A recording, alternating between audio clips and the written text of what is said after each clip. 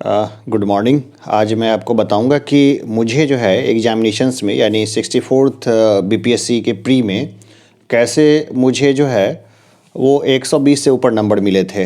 तो ये जो है जानना ज़रूरी है कि हर किसी व्यक्ति का स्टडी का जो प्लान होता है और उसका स्ट्रेटजी होता है वो अलग अलग होता है। तो आप और लोगों की स्ट्रेटजी देखिए, लेकिन आप उससे बहुत ज़्यादा जो है लाभान्वित नहीं हो सकते हैं जबकि आप अपनी स्ट्रेटजी खुद ना बनाएं। किसी भी सिविल सर्विसेज एग्जामिनेशन का जो सबसे इम्पोर्टेंट पार्ट होता है वो उसका होता है प्रिलिमिनरी एग्जामिनेशन यानी प्री एग्ज़ाम। अगर आपने प्री क्वालिफाई कर लिया तभी तो आप मेंस देंगे, मेंस क्वालिफाई कर लिया तभी तो आप इंटरव्यू देंगे। तो मेरा जहाँ तक खुद मानना है कि प्री सबसे टफ फेज होता है और मेंस जो है वो कंपैरेटिवली इसके बाद थोड़ा आसान हो जाता है। अगर आप लिखना अच्छे से जानते हैं तो थोड़ा सा आसान हो जाता है। तो हम लोग थोड़ा सा उसके ऊपर बात करते हैं कि मैंने प्री कैसे क्वालिफाई किया, पहले उसके ऊपर बात करते हैं, फिर अगली बार मेंस की स्ट्रेटजी बताएंगे। तो प्री की जो मेरी स्ट्रेटजी थी वो क्या थी, जैसे और लोगों की तरह मैंने भी बहुत सारी किताबें ली थी, जैसे कि एम लक्ष्मीकांत, ये पूरी बुक है, ये पूरी इंडियन पॉलिटी है, ठीक है ना, ये इंडियन पॉलिटी, ये पूरी बुक जो है ना मैंने पढ़ने की कोशिश की, लेकिन ऐसी काफ़ी किताब थी। फिर मुझे लगा कि इसका ऑब्जेक्टिव ले लेना चाहिए, तो फिर मैंने इसका ऑब्जेक्टिव भी ले लिया। तो मैंने एम लक्ष्मीकांत का जो है ना दोनों बुक लिया, ये दोनों बुक है, ये उठाया मैंने कि भाई पॉलिटी मेरी हो जाए।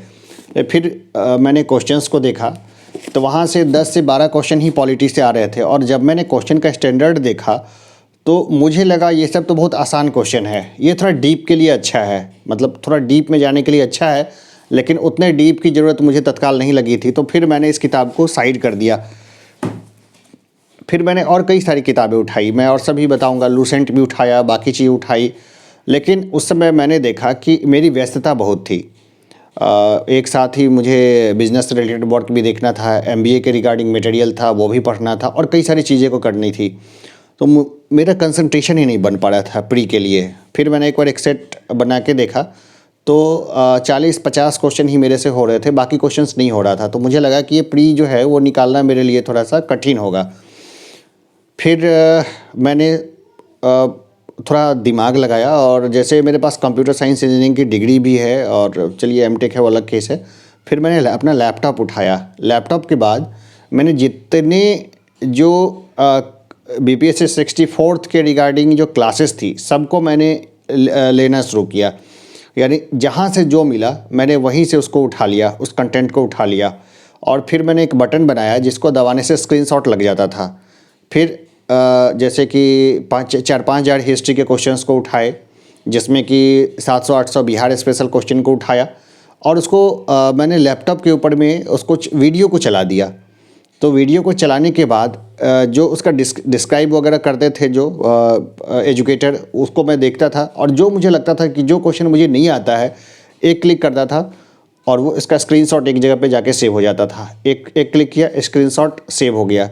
तो मैंने लगभग 1 लाख क्वेश्चंस को देखा, जिसमें कि बहुत सारे क्वेश्चंस रिपीटेड थे, बहुत सारे रिपीटेड थे। उसमें से मैंने 10,000 को छाटा। 10,000 क्वेश्चंस जो है उसका वो पूरा GIF मेरे पास आ गया बन के।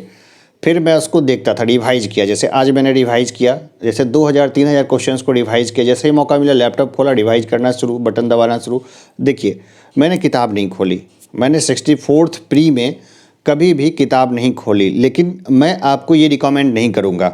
अगर आप ट्रेडिशनल तरीके से किताब से पढ़ रहे हैं, अंडरलाइन कर रहे हैं, बाकी चीज़ें कर रहे हैं, तो आप वही तरीका रखिए।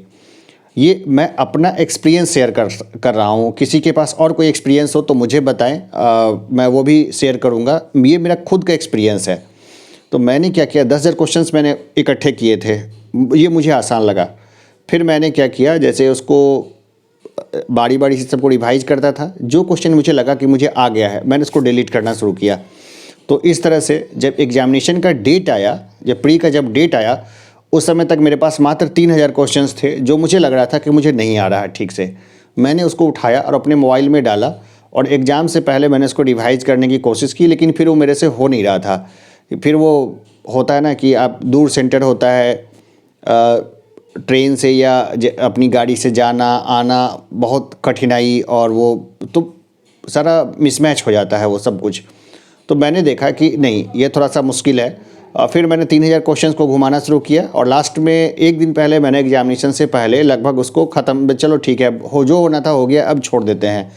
तो देखिए 1,00,000 क्वेश्चंस में से मैंने 10,000 छाँटे थे। 10,000 में से 3,000 क्वेश्चंस ऐसे थे जो मैंने बिल्कुल ही पढ़ा नहीं, रिवाइज नहीं किया, कुछ नहीं किया।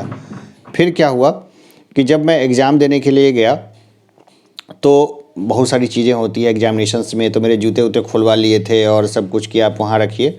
फिर मैं जब एग्जामिनेशंस देने के लिए गया तो मैंने जब क्वेश्चंस को देखा, क्वेश्चन पेपर जब मेरे हाथ में आया तो फर्स्ट राउंड में मैंने जो क्वेश्चन सॉल्व किए तो वो 110 के करीब करीब क्वेश्चन थे जो मुझे सीधे आते थे, डायरेक्ट ही आते थे 110 नंबर क्वेश्चन।